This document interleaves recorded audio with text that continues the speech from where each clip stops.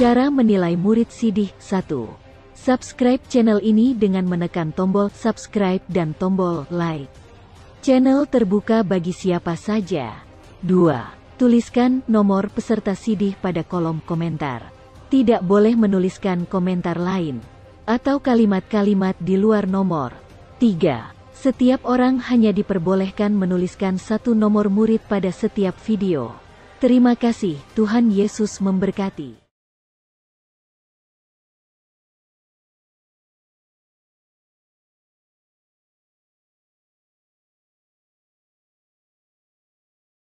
Perkenalkan, nama saya Rido Parsian Senturi dari kelas A. Di sini saya akan menceritakan tentang Nabi Musa. Nabi Musa adalah orang yang dipercayai oleh Tuhan Yesus untuk membebaskan dan membawa bangsa Israel keluar dari tanah penjajahan. Ia juga dipercaya oleh Tuhan Yesus untuk menuliskan isi dari Loh Batu, atau yang lebih dikenal dengan Hukum Taurat. Awalnya ia ragu untuk melakukannya, namun pada akhirnya ia pun bersedia karena dia mendengarkan perkataan Tuhan, yaitu Tuhan akan selalu menyertai Musa. Lalu, bagaimanakah karakter yang dipunyai oleh Musa pada cerita tersebut? Musa mempunyai 3 karakter.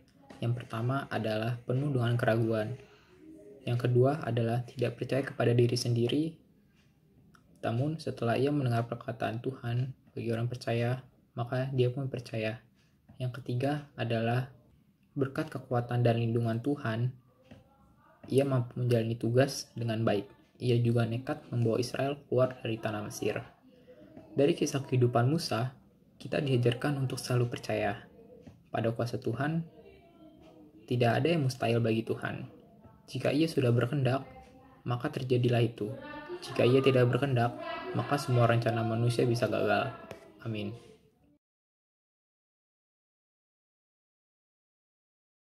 Ya, saya Kevin dari kelas C. Sekarang saya akan menceritakan tentang satu tokoh Alkitab, yaitu bernama Yunus.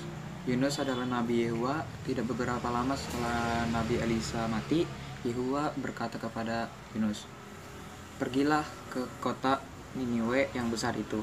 Kejahatan orang yang tinggal di situ sangat besar, dan aku ingin supaya kau berbicara kepada mereka tentang hal itu." Tapi Yunus tidak ingin pergi, maka ia naik kapal yang menuju ke arah berlawanan dengan Niniwe. Yehua tidak senang melihat Yunus melarikan diri, maka ia mendatangkan angin badai yang besar begitu hebat, sampai kapal itu hampir tenggelam. Para pelaut itu sangat ketakutan, dan mereka berseru minta tolong kepada ilah-ilah mereka. Akhirnya Yunus berkata kepada mereka, "Saya beribadat kepada Yehua, Allah yang menciptakan langit dan bumi. Dan saya melarikan diri supaya tidak melakukan apa yang Yehua suruh untuk saya lakukan." Maka para pelaut itu bertanya, "Apa yang harus kami lakukan atas dirimu supaya badai ini bisa berhenti?" Yunus pun berkata, "Campakkan aku ke laut, maka laut itu akan tenang." Para pelaut itu tidak ingin berbuat demikian, tapi karena badai itu semakin memburuk, akhirnya mereka melemparkan Yunus keluar kapal, dan badai itu pun langsung berhenti, dan laut tenang kembali. Ketika Yunus tenggelam ke dalam air, ikan besar menelannya, tapi ia tidak mati. Selama 3 hari dan 3 malam, ia berada dalam perut ikan itu, dan Yunus sangat menyesal karena ia tidak menaati Yehua dan tidak pergi ke Niniwe. Dan Yunus berdoa minta pertolongan kepada Yehua. Kemudian Yehua menyuruh ikan itu memuntahkan Yunus ke darat. Setelah itu Yunus pun taat dan pergi ke Niniwe untuk memberitahu kepada orang Niniwe untuk bertobat. Ya, sekian dari saya.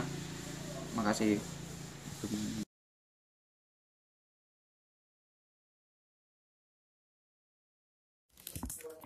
Salam, saya akan menceritakan storytelling tentang Nabi Nuh.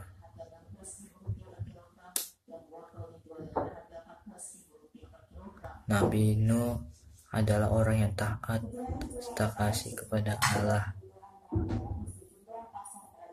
Nuh merupakan pria yang sangat baik, tidak hanya dirinya, namun juga keluarganya. Mereka hidup sesuai dengan tujuan hidup orang Kristen. Suatu hari Allah menyuruh dirinya untuk membangun sebuah bahtera yang besar. Sekilas bahtera ini terlihat seperti kapal besar yang dapat memuat banyak orang di dalamnya. Allah menyuruh Nuh untuk membuat bahtera tersebut menjadi 3 lantai. Setiap lantai memiliki ruangan untuk 4 peristirahatan Nuh dan keluarganya. Ruangan tersisa tentu saja untuk binatang dan penempatan semua makanan. Allah menyuruh Nuh untuk membuat bahtera yang sangat kuat menggunakan kayu berkualitas agar air tidak masuk ke dalam bahtera. Nuh bertanya-tanya kepada Allah, lalu Allah menjawab, "Aku akan mendatangkan air peristiwa suatu saat nanti. Aku mau kau dan keluargamu bersiap-siap sebelum peristiwa itu terjadi. Kau bisa mengajak siapapun yang mau ikut masuk ke dalam bahtera buatanmu." Akhirnya, Nuh mengerjakan bahtera tersebut. Ia dibantu oleh anak-anaknya. Banyak orang yang mulai menertawakan Nuh. Mereka menganggap Nuh gila, namun tidak peduli. Ia tetap mengerjakan bahtera tersebut dan menghiraukan perkataan orang lain. Nuh menjelaskan peristiwa besar yang akan terjadi di kemudian hari, tetapi orang hanya tertawa. Bahkan tak seorang pun percaya perkataannya. Setelah melalui beberapa cobaan, akhirnya bahtera tersebut selesai dan memakan waktu selama beratus-ratus tahun. Setelah itu Allah menyuruh Nuh memasukkan seluruh binatang seperti sapi, unggas, dan binatang lainnya. Setiap binatang yang dimasukkan harus berpasangan agar kelak dapat berkembang biak, sehingga masih ada binatang yang hidup di dunia ini.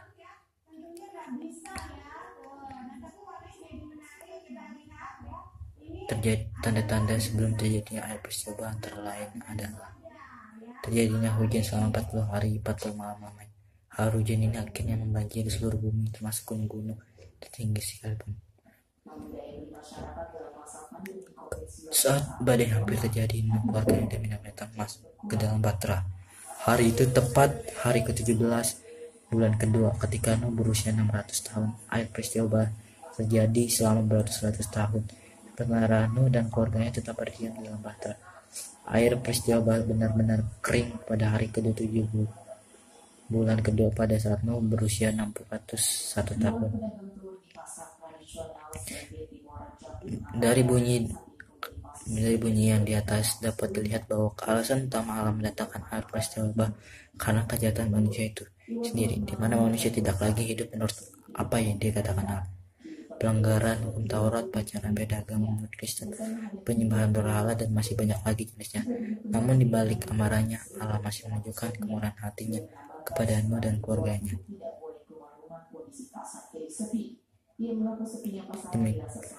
Air peristiwa merupakan peristiwa terdahsyat yang pernah terjadi di muka bumi. Apa saja akibatkan dari peristiwa ini, seluruh dunia menjadi lenyap sampai tidak ada tersisa. Air peristiwa yang begitu dahsyat melenyapkan permukaan bumi, penciptaan manusia dan makhluk hidup lainnya baik darat dan laut lenyap seketika, termasuk orang-orang yang dulu mengejek Nuh saat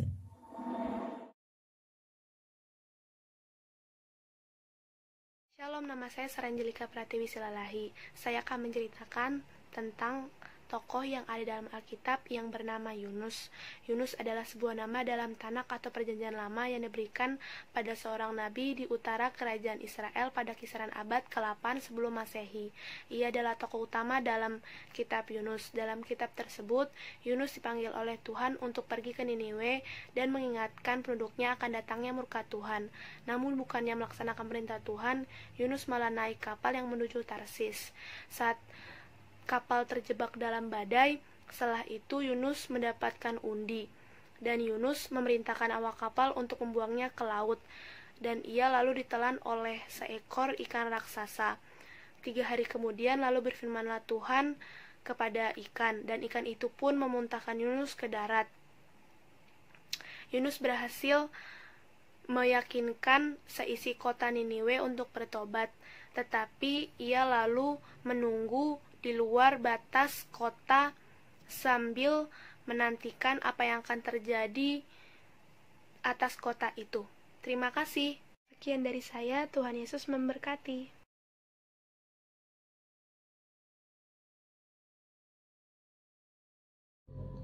Shalom, saya Serena ingin menceritakan tentang Stefanus sang martir. Siapakah Stefanus itu? Stefanus adalah satu dari 7 orang yang terpilih untuk memberitakan Injil Kristus. Lalu apakah yang disebut dengan martir?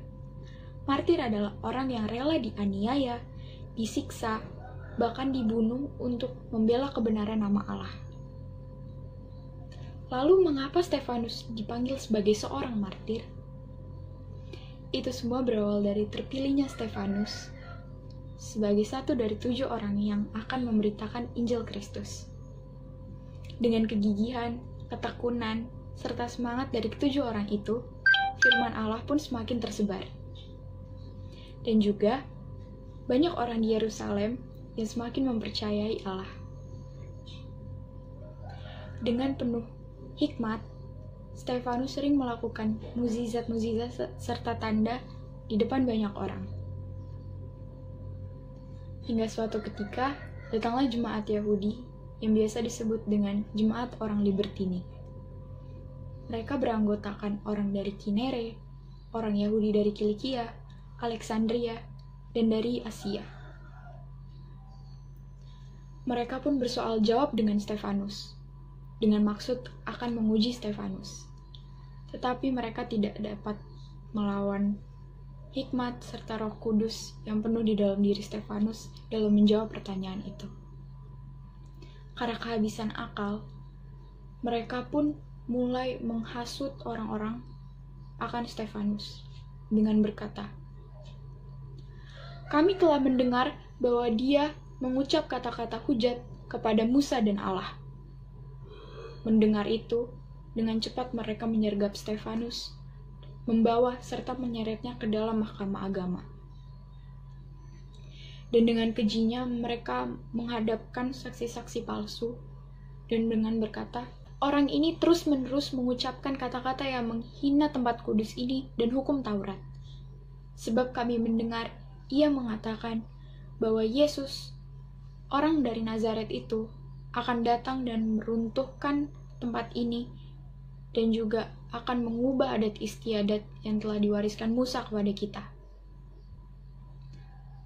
Mendengar itu, orang-orang yang berada di mahkamah agama itu pun menatap wajah Stefanus, yang sama seperti wajah seorang malaikat. Mendengar itu, imam besar pun berkata, "Benarkah demikian?"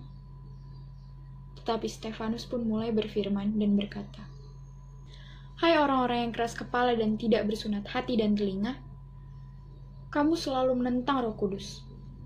Sama seperti nenek moyangmu, demikian juga kamu.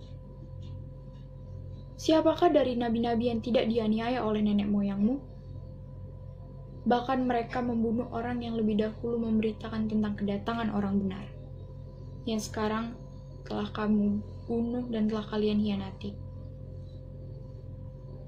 Kalian telah menerima hukum Taurat yang disampaikan oleh malaikat-malaikat, tetapi kalian tidak menurutinya." Mendengar itu semua, anggota-anggota sidang pun tertusuk hatinya, dan menyambut perkataan Stefanus dengan gertakan gigi. Tetapi Stefanus dengan penuh Roh Kudus menatap langit dan melihat kemuliaan Allah. Ia melihat Yesus telah berdiri di sebelah kanan Allah. Dan ia pun berkata, "Sungguh, aku melihat langit terbuka dan Anak Manusia berdiri di sebelah kanan Allah." Mendengar itu, berteriaklah mereka semua dan menutup telinga selagi menyerang Stefanus. Stefanus pun diseret keluar kota, dan juga mereka langsung melempari Stefanus. Dan sementara Stefanus berkata, "Ya Tuhan, terimalah rohku." Dan dengan itu pun mereka terus melempari Stefanus. Dan akhirnya Stefanus berlutut serta bersuara dengan nyaring, "Tuhan, jangan tanggungkan dosa ini kepada mereka." Setelah itu, Stefanus pun meninggal. Dan orang-orang yang saleh mengubur mayat Stefanus dan meratapinya dengan sangat. Begitulah cerita dari Stefanus sang martir. Jadi kesimpulannya adalah Stefanus adalah salah satu martir yang rela mengorbankan nyawanya untuk menyampaikan kebenaran firman Allah. Stefanus tidak peduli apa keadaannya, apa resikonya yang akan ia hadapi dalam menyampaikan firman Allah, tapi satu yang ia tahu, hidupnya ia dedikasikan dengan penuh untuk Allah. Kiranya tokoh Stefanus ini dapat kita jadikan teladan dalam hidup kita untuk senantiasa setia kepada Allah tanpa memikirkan keadaan dan risiko yang akan kita terima, karena hidup kita sepenuhnya untuk Allah. Terima kasih, Tuhan Yesus memberkati.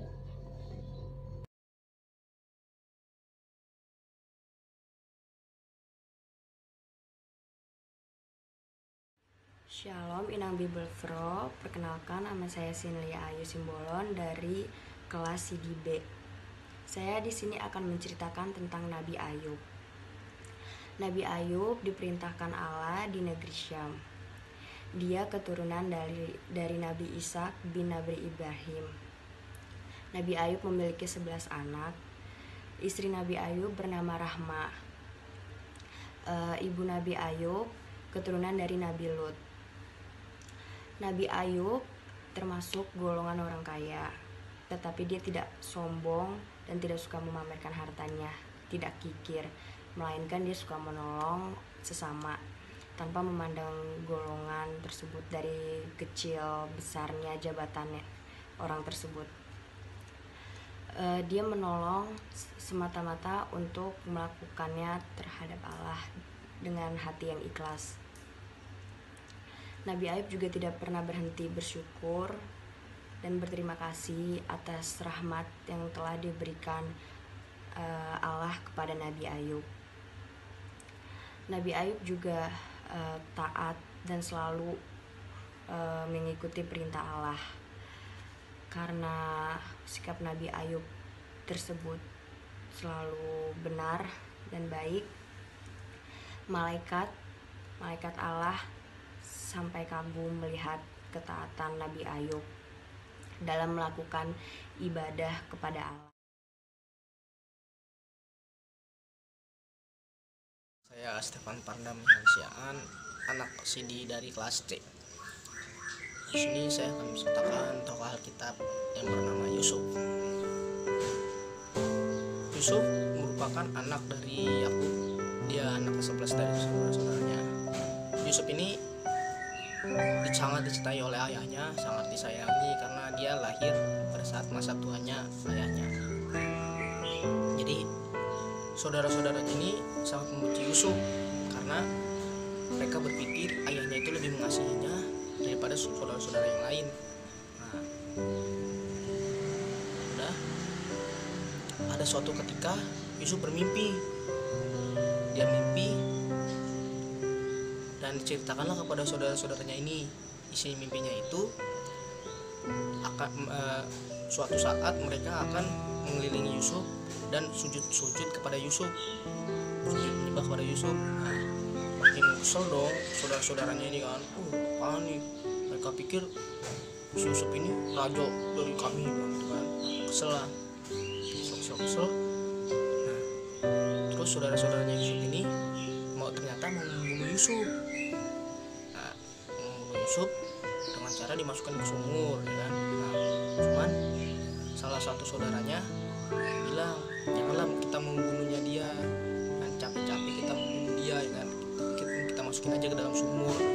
Udah, masukkanlah ke dalam sumur yang tidak berair untuk Yusuf ini kan. Sama saudara-saudaranya sudah dimasukkan. Bersantailah mereka sejenak kan, makan, minum, ikan santai. Nah, tiba-tiba ada orang Ismail lewat dari kota mana gitu. Pokoknya saya lupa dari kayak orang Ismail. Nah, orang Ismail ini ya bisa tahu lah dia kayak jual budak gitu kan. Salah satu saudaranya nyeletuk gitu, kayak masuk ngomong ya yang bernama Yehuda dan ngomongnya gini, buat apa kita ngebunuh Yusuf, tidak ada untungnya juga, baik kita menjualnya kan kepada orang Ismail itu. Bener dijual lah Yusuf ini kan, bola Yusuf ini sama orang Ismail itu Mesir, dijual lagi kepada kepala kepala pengawal Raja Firaun kan. Dijual mereka ke kepala pengawal Raja Firaun yang bernama Potifar. Nah, si Potifar ini melihat si Yusuf ini kayak ada sesuatu yang wah gitu di dia, kayak dia ini kayak kelihatannya baik, terus dia kayak bijaksana, terus belilah si Yusuf ini kan. Nah, selagi Yusuf di sana, Yusuf itu selalu disertai Tuhan, dan Yusuf selalu kayak ya tetaplah memuliakan nama Tuhan gitu. Yusuf Tuhan jadinya selalu menyertai dia, karena Tuhan menyertai dia. Apa yang segala dilakukan Yusuf itu selalu berhasil,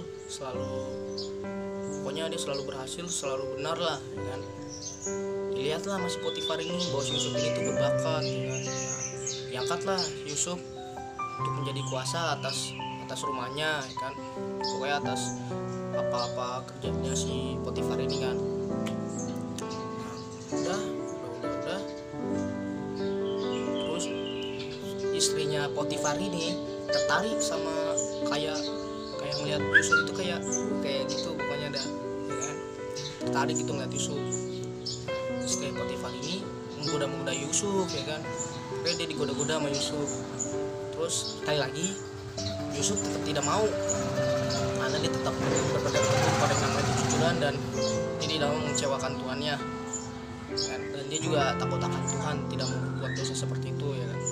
Terus berulang kali istri Potifar menggoda, Yusuf tetap kekeh tidak mau kan?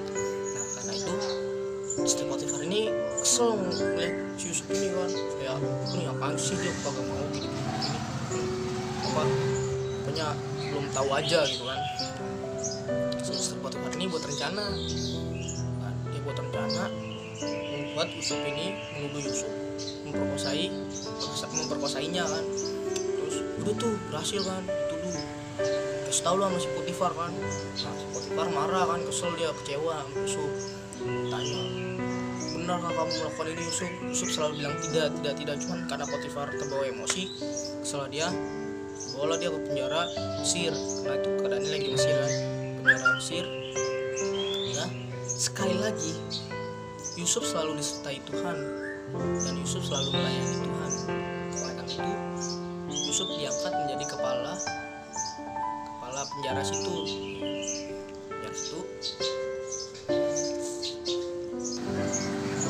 Setelah itu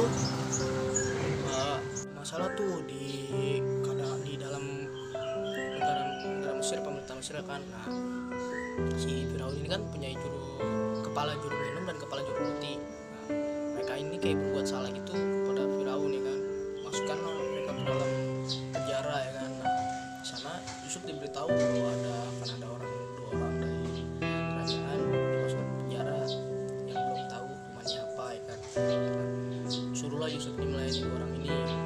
Dua orang ini kayak menganggap Yusuf, kamu ini yang memperkosa Potifar, tetap Yusuf melayani dia. Nah, ketika mereka tidur bermimpi lah mereka kan, si juru minum sama juru kepala ini bermimpilah mereka kan, si berdua itu juru minum sama juru kepala juru roti. Bangunlah mereka bingung maksud mimpinya itu apa kan. Terus karena mereka bingung kan, terus kayak mereka bingung gitu, apa sih maksud mimpinya kan. Nah, Yusuf datang menghampiri mereka, tanya, kenapa muka kalian ini suram gitu padahal masih pagi? Ceritakanlah. Iya, kami baru saja memimpi gini, kamu bisa menafsirkannya tidak? Terus ditafsirkanlah masih Yusuf. Ceritakanlah, yang pertama kepala juru minum akan ada pohon anggur dengan 3 tangkainya, dan dia peras anggur itu, terus dia ditaruh ke cangkir Firaun dan diminumnya lah oleh Firaun kan. Tafsirkanlah Mas Yusuf, kasih tahu bahwa 3 tangkai itu yang artinya 3 hari. Dalam 3 hari kau akan ditinggikan dan dikembalikan lagi jabatanmu. Seneng dong ya kan si juru minumnya itu kan. Nah, si juru roti ini juga nanya, kalau mimpiku ini apa, kasih tahu lah Mas Yusuf. Kasih tahu sama juga si kepala juru roti ini ceritanya jadi si kepala juru roti ini membawa 3 bakul roti di kepalanya, cuman dimakan burung. Nah, Yusuf sama, mimpinya juga sama, 3 bakul ini artinya 3 hari, namun dalam 3 hari kamu akan dibebaskan, diampuni dan ditinggikan dan digantung oleh Firaun, dan badan-badan dagingmu ini akan dimakan oleh burung-burung. Kaget dong dia, kayak ini berita buruk gitu kan. Udah 3 hari, ternyata bener apa yang dikatakan Yusuf, bahwa mereka berdua ini, yang pertama juru minum diangkat kembali kepada diberikan jabatannya lagi, si juru kepala roti ini digantung. Udah, nah si Yusuf ini berpesan kepada juru kepala minum ini, jika kamu telah berada di posisimu lagi nanti, kasih tahulah apa yang aku lakukan kepada Firaun, kan? Cuman dihiraukannya lah. Nah, beberapa tahun kemudian, 2 tahun, Firaun ini bermimpi. Mimpi yang pertama, akan ada 7 ekor sapi di ladang sedang makan, yang berbadan bagus, apa yang kuat, pakai badan bagus. Nah, tiba-tiba muncul dari dalam tanah 7 ekor sapi yang berbadan kurus, yang yang kotor lah, kusam lah pokoknya, memakan 7 sapi yang berbadan bagus itu. Nah, cuma tidak terjadi apa-apa sama berbadan bagus ini. Bangun dong, kaget, terus bingung dia, tidur lagi lah dia kan, mimpi lagi dia. Mimpinya itu jadi dia kayak ada 7 akan ada 7 buah bulir yang bagus, yang berbuah. Nah, dimakan oleh 7 buah bulir yang jelek, yang pokoknya kotor lah, yang jelek. Pokoknya kaget dan dia bingung tuh, tanyalah siapa, ada yang bisa menafsirkannya, tidak ada dari penjuru itu yang bisa menafsirkannya kan. Nah, si juru kepala minuman ini teringat kepada Yusuf dan pesan-pesannya, dia mau membalas budi lah ceritanya. Diceritakanlah ke Firaun gini. Terus panggillah si Yusuf ke kerajaan Firaun kan, Mesir. Ceritakanlah kepada Yusuf ceritanya ini. Nah, ditafsirkanlah Mas Yusuf. Katanya mimpimu ini sama Tuhan, 7 bulir dan 7 ekor sapi itu artinya 7 tahun akan ada 7 tahun kelimpahan kekayaan besar dalam Mesir ini, dan akan ada 7 tahun kemiskinan, kelaparan kan. Bingung tuh si Firaun kan. Terus apa yang saya harus lakukan, kata Firaun kan. Nah, kasih tau lah masih Yusuf ini, carilah orang yang bijaksana, yang baik, yang mengerti, yang akan memetik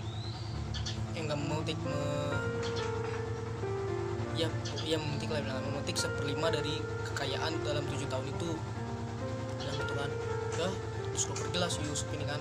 Sudah tanyalah penasihatnya, tanya, gak ada yang percaya gitu, siapa sih orang yang percayai orang yang kayak gitu. Namun si Firaun ini karena dia ketakutan, terus kekelah dia, gak ada salahnya juga kan memetik 1/5 dari kekayaan 7 tahun itu. Terus dia mikir siapa yang akan diberikan kuasa atas Mesir itu. Terus karena dia melihat Yusuf disertai Tuhan dan kayak kelihatan bagus kan, diangkatlah Yusuf ini jadi perdana menteri gitu, kayak dikasihlah kuasa atas segala yang ada dalam Mesir itu kan. Bisa dibilang dia orang kedua lah gitu. Diangkatlah, dan yang dikatakan Yusuf itu benar, pada 7 tahun kekayaan dan 7 tahun kemiskinan.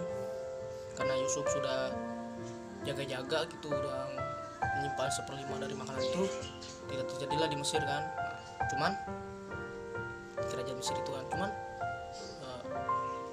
kemiskinan ini, kelaparan ini berdampak pada seluruh dunia, dan juga berdampak kepada keluarga Yusuf, yaitu Yakub.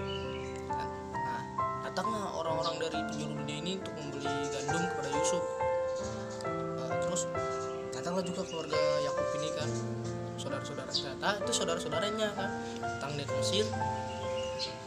Yusuf melihat dan dia kaget bahwa itu saudara-saudaranya, cuman saudara-saudara itu tidak tahu bahwa itu Yusuf kan. Dituduhlah mereka ini pengintai, kata Yusuf kan, kalian ini pengintai. Terus saudara-saudaranya ketakutan kan, tidak Tuhan, tidak dong, dengarkan kami dulu, kami ini mau membeli gandum gini kan, tetap kamu ini pengintai. Tidak Tuhan, kami ini anak dari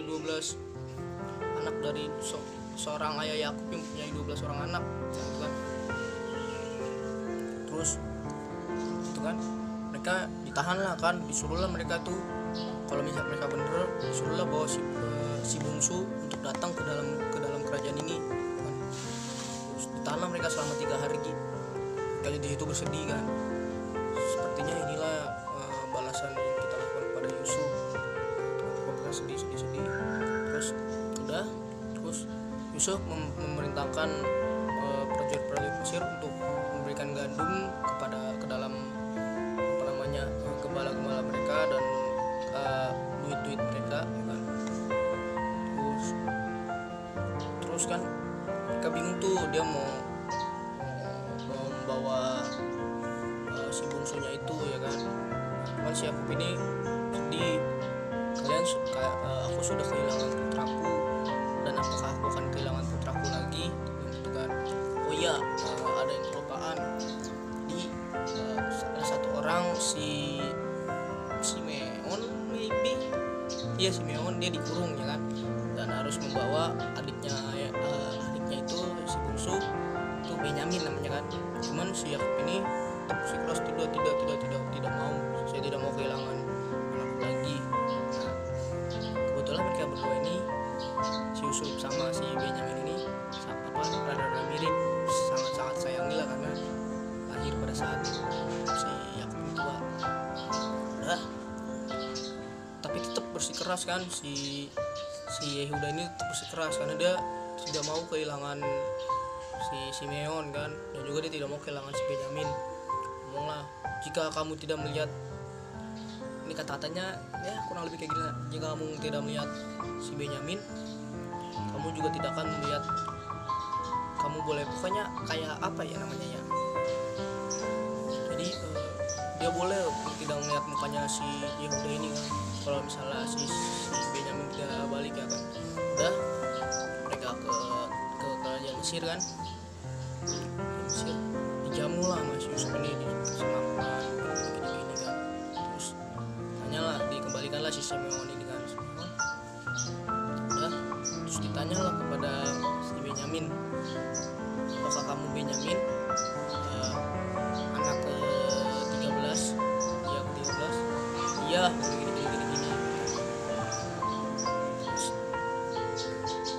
Terus kata Yusuf, Benyamin ini